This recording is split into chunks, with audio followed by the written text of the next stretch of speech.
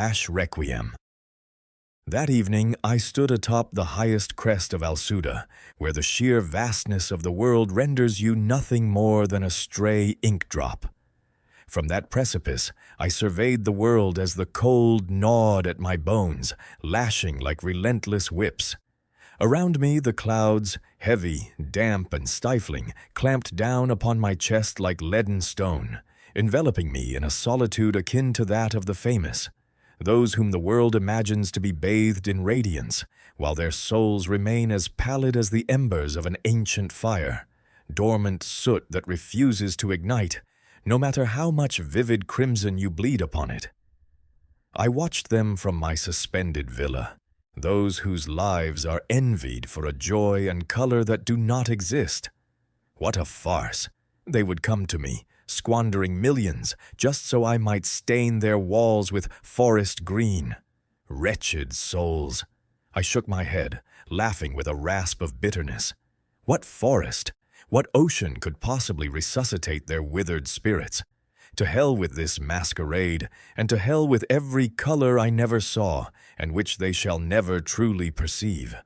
I stared into this mist that draped everything like a winding sheet, standing lost in its gray heart. This summit, dazzling enough to blind, was as fraudulent as my own name. I contemplated it with a gaze filmed in ash.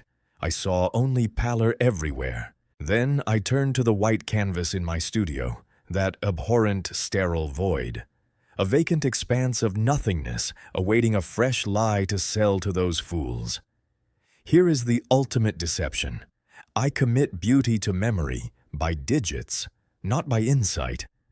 I know that canister number 05 is that crimson they romanticize as a sunset, or that royal blue in whose supposed serenity they drown.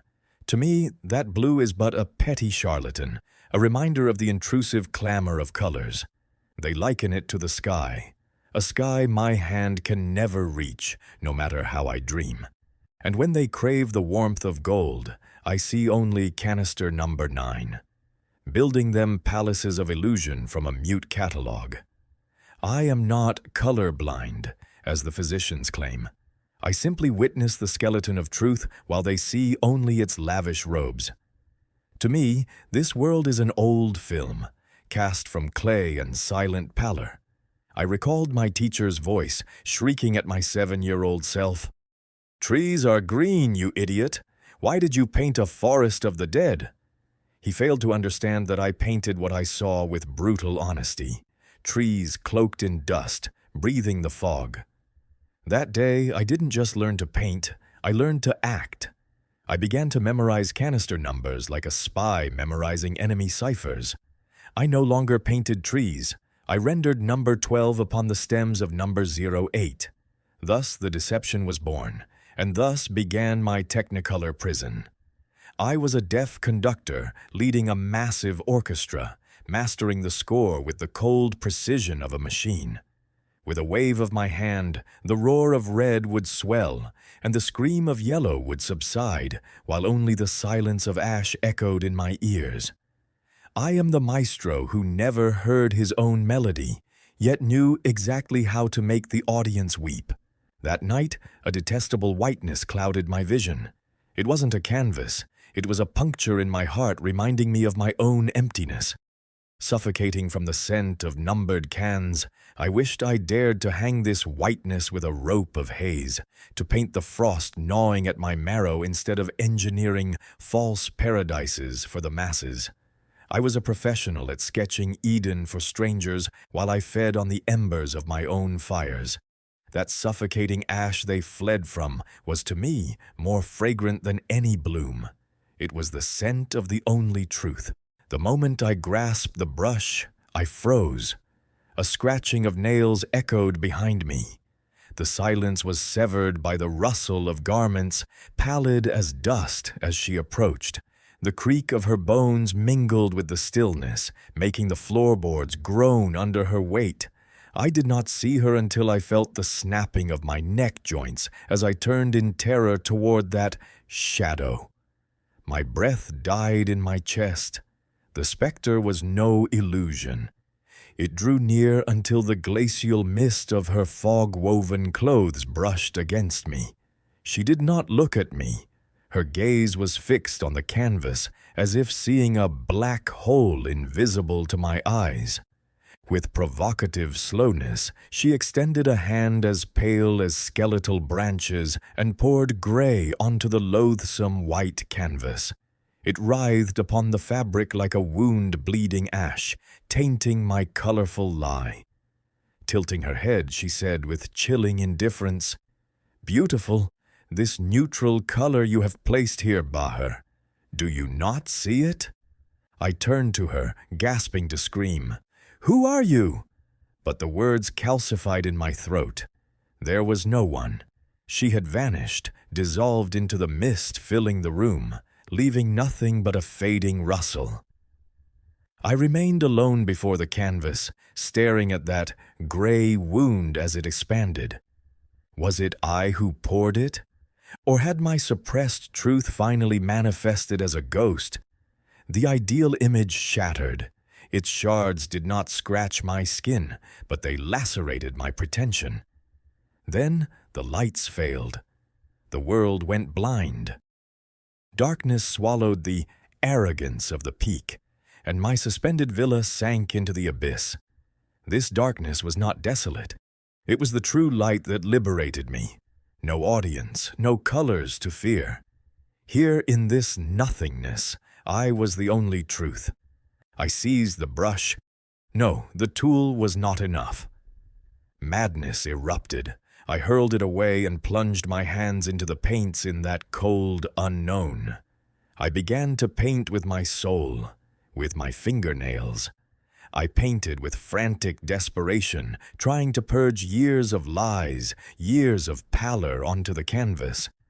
I could hear the scrape of my nails against the fabric, a shiver-inducing sound lost in the surge of sorrow that gave me sight amidst the gloom. In that darkness, light began to radiate from my heart, or perhaps the reverse, for I was uncovering my truth, the darkness hidden within, through the very light I had once hallucinated.